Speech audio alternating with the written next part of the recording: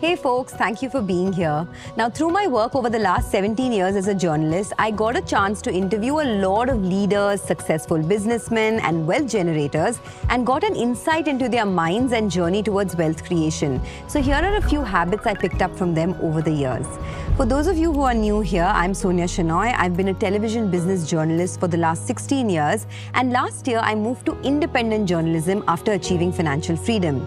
I've covered every big and small corporate story in the last 17 years, interviewed hundreds of corporate and stock market legends, and here are a few of my learnings on how to manage and grow your money.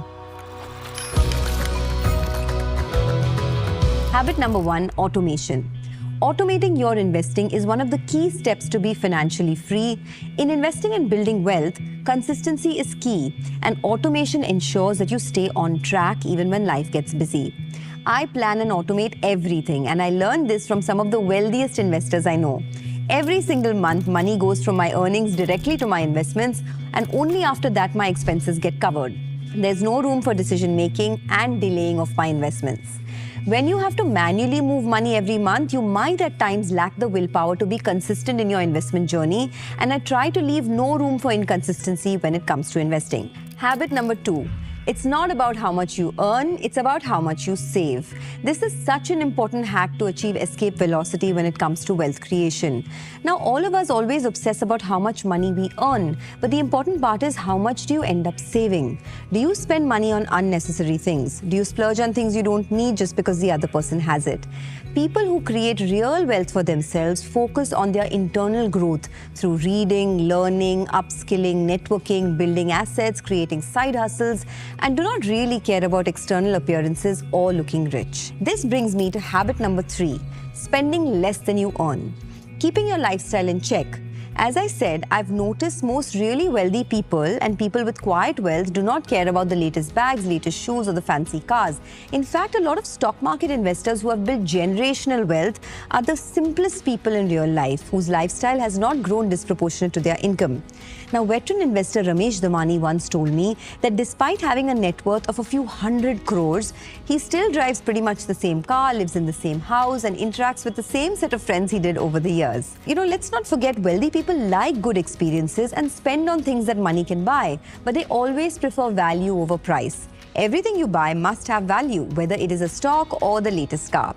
Now, this is a big life hack and something that will help you save a lot more and hence invest a lot more in building assets for yourself. Habit number 4, moving from a scarcity to an abundance mindset. Most successful people I've met overestimate the upside and underestimate the downside. They take calculated risks by riding the wave and not just sitting on the shore.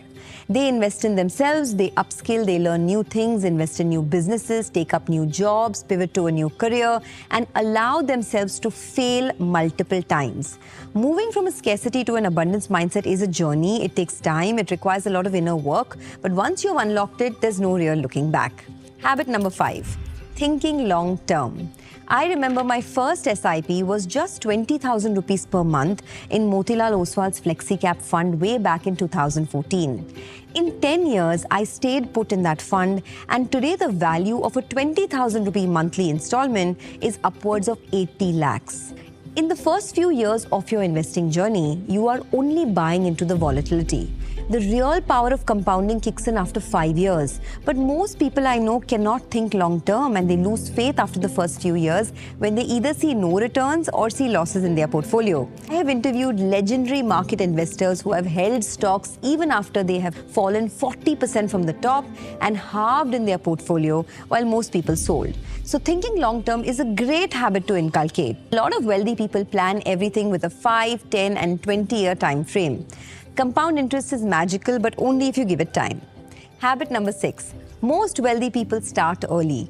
Remember, if you want your 40s to be smooth, 25 to 35 are your golden years of investing. These are years when you can be aggressive, you have fewer responsibilities, healthier parents, no children, potential to stack up on skills. So you must double down on your investing journey in this phase. These 10 years focus on building assets, reducing expenses, building businesses, and making your money work hard for you. It is a tough ask, I understand, because of how much cost of living has gone up and how much inflation is eating into our wallets, but you miss this window and your 40s and 50s ends up becoming a real catch-up phase where the bills are mounting but the money is not growing proportionate to your lifestyle.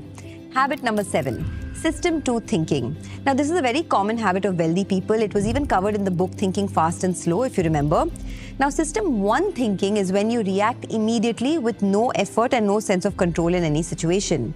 For example, when you hear bad news about a stock and the stock has fallen 20%, you react immediately and sell the stock. System 2 thinking is more analytical, deliberate, a rational side to the thinking process. It is pieced together by logical judgment and a mental search for additional information. Habit number 8, working on your relationship with money. Now, most wealthy people I know never chase money. They find the purpose, pursue that purpose with passion, and money eventually comes to them. Veteran investor Ramesh Dawani once told me, "It's glorious to earn money, but always remember, you are trustees of that money, you're not the owner." Trusteeship brings with it detachment. Knowing that money is only a means to an end, it helps you fulfill your eventual purpose. And if you understand that, you will never chase money. But they do understand that money brings you freedom. It allows you choices to live how you want, to take those tough decisions. And yes, in that context, money is important. Now, these are just a few of my learnings. I will continue this series. If you have any feedback or any topic you want me to cover, let me know in the comments. Have a great day.